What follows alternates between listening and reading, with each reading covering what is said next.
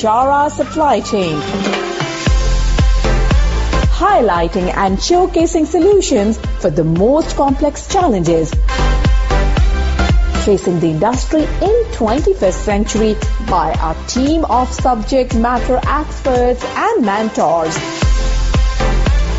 Broadcasting every week, all year round, we will present the most up-to-date series of podcasts and webinars. Hello and welcome to another episode of Bichara Supply Chain. This is Nur Hadi, your host, and I'm speaking now with Stephen Carnovale, Assistant Professor of Supply Chain Management at Rochester Institute of Technology based in the US. Thanks for coming and welcome to Bichara Supply Chain, Stephen. Thank you very much. I'm happy to be here.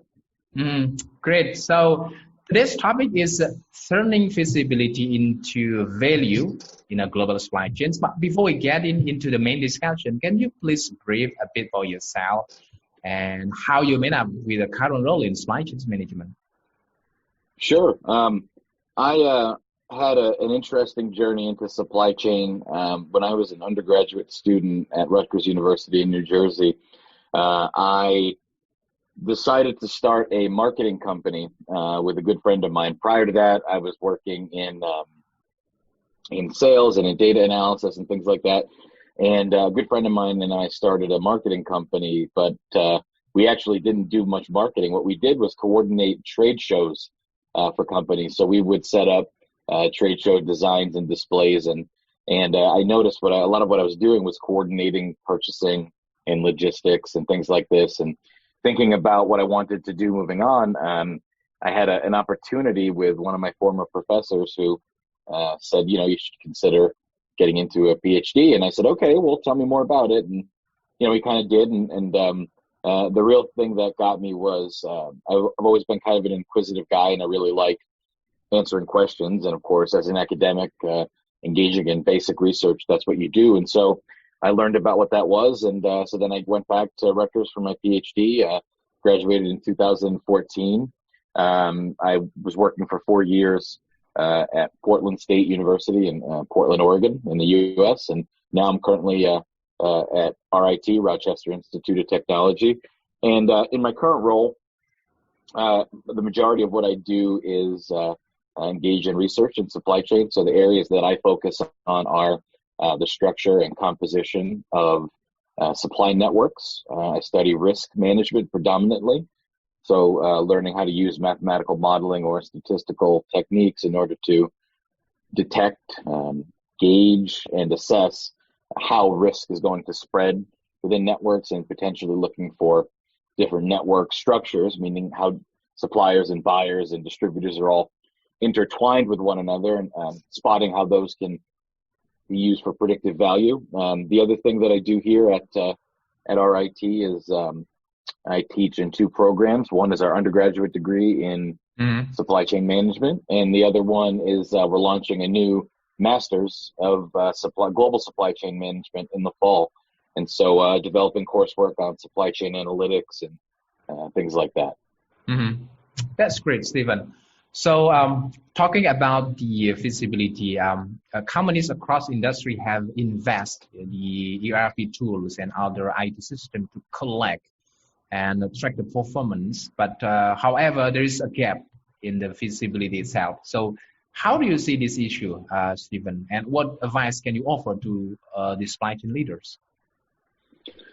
With visibility, it's kind of an ironic thing. I think now we're living in an age where we've got more data than any time in the past.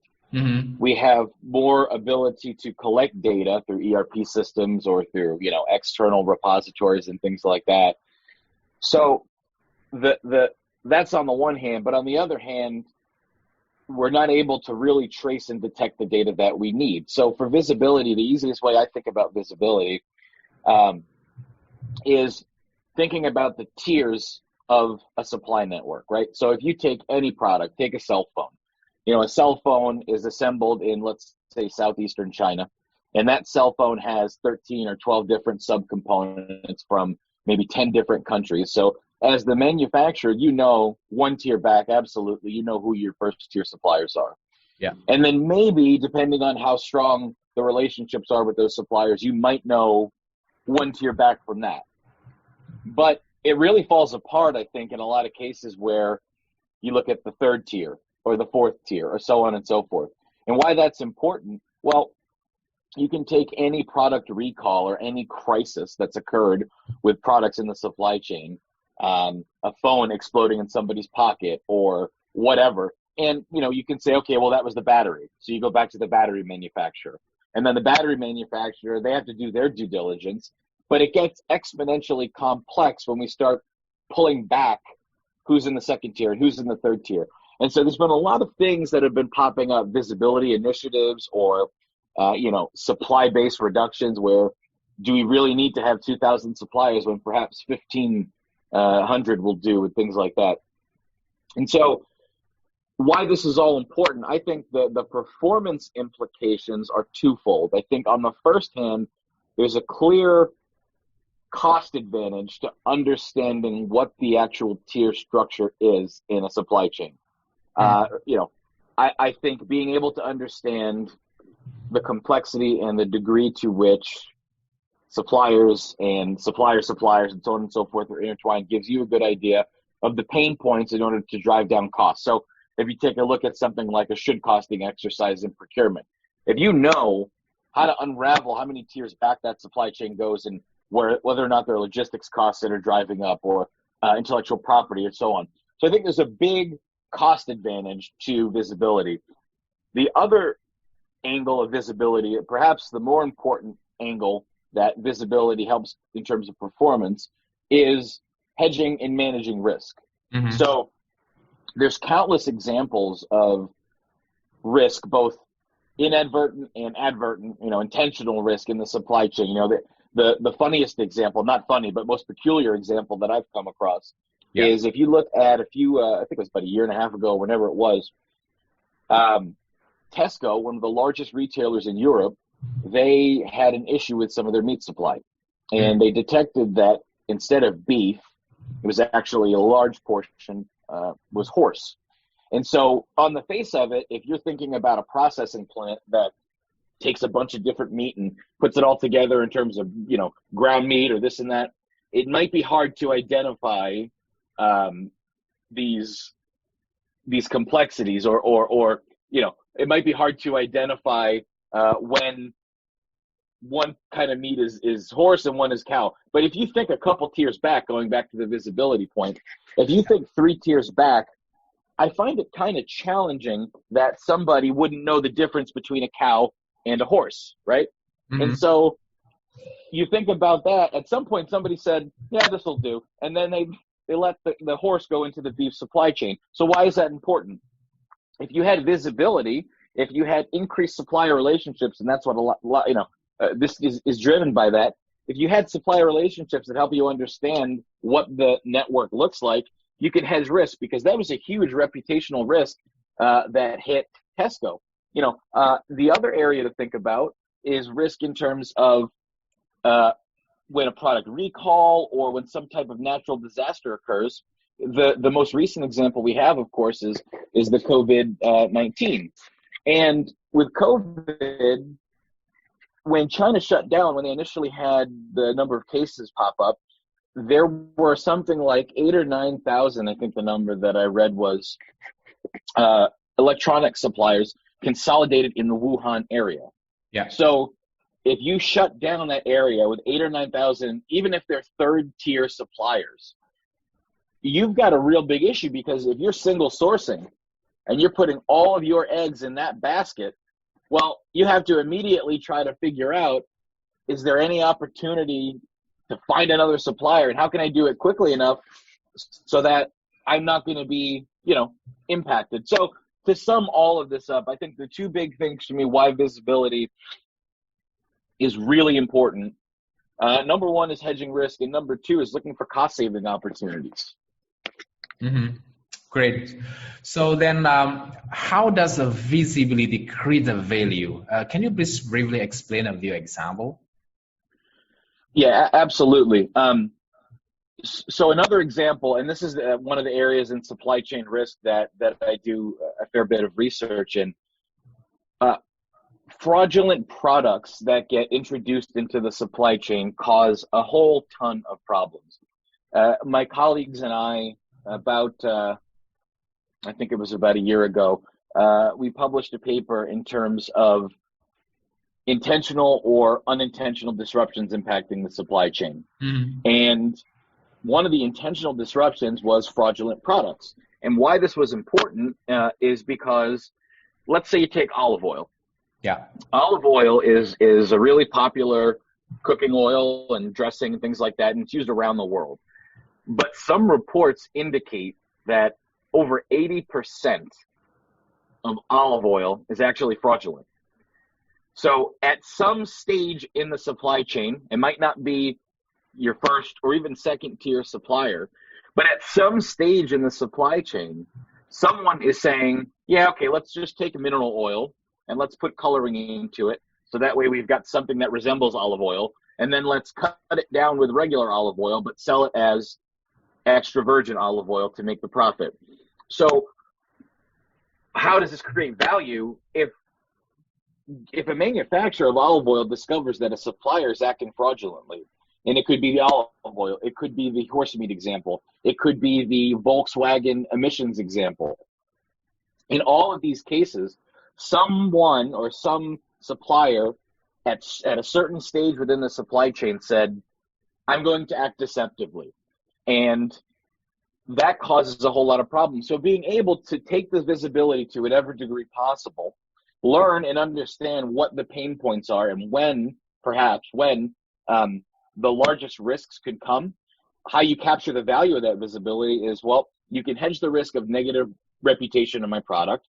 You can hedge the risk of quality issues, which can occur 2, 3, 4 tiers back in the supply chain.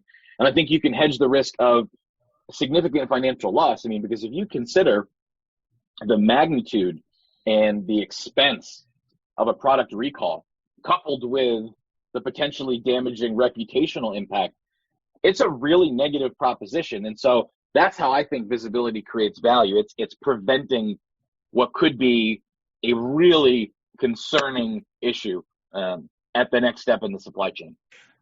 All right. So still in relation to the supply chain feasibility, what advice can you offer for choosing the right technology solution? You know, it's a really good question. And when you sent it to me, I thought about it quite a bit because for every problem that any supply chain professional faces, I mean, and you could go from procurement, you could go to manufacturing, you could go to distribution, you could go to master planners and buyers. For every area of the supply chain, there's always some kind of tech solution, right? There's always like this product is going to be the panacea and it's going to solve every problem. I think realistically, supply chain has should have a good relationship with the management information systems area of the company, or the information systems, however they want to call it. But the reason why is when you design out ahead of time what the solution needs to be, what the data gathering needs to be, how we're going to use the data, basically go through a business case study and say, in an ideal world, what would you, procurement manager, like to see? And then perhaps they'd say, well, I'd love to be able to understand not only who my one-tier supplier is, but who their first tier, second tier, third tier, to the degree that they can tell me. So one example, and we haven't even talked about what tech solutions, but one example might be when you're onboarding suppliers, you can do an audit. And it's time consuming and it's, kind of burdensome, I'm sure. But if you do an audit in the beginning and you say, tell me about what your supply chain looks like, because this stuff can get exponential really quick. I mean, it literally is, if you look at any epidemiology model for how disease spreads, a supply chain has a sourcing web that looks just like that too. So do an audit, figure out who's the first, second, third tier. And then you work with the information systems folks when you're going to buy a tech solution or when you're going to scope out what the solution should be. How do we use the information that we're gathering? Are we taking that and we're segmenting the supply base based on complexity? And if so, who are the people that need to see this data? Is it going to be in a dashboard form? Is it going to be in a report? So for me, the biggest thing about any tech solution, and before I got into marketing, I was working with a team of people who sold systems integration to major companies in the New York City area. It was always about designing the solution. And the way I'll close on this topic is, if you think about how kitchen appliances, there seems to be a kitchen appliance for everything, right? I even saw something, I was in Bed Bath & Beyond before everything closed, and I saw an orange slicer. So this seems like an incredibly specific thing, but at some point someone said, I need a tool that designs a little hook to cut an orange, and then someone said, I need the same thing for an avocado, and then I need the same thing for whatever. So what do you have? You have an explosion of tools. The same is true for supply chain data handling. There are an explosion of tools and solutions and providers, and in reality, the question is, how do I get from A to B? A being the information that I want, and B being some actionable insight from that data. And it's a lot better now, I think, than it used to be. We're seeing an integration of things like Tableau, or you're seeing an integration of, I think Microsoft has a solution too.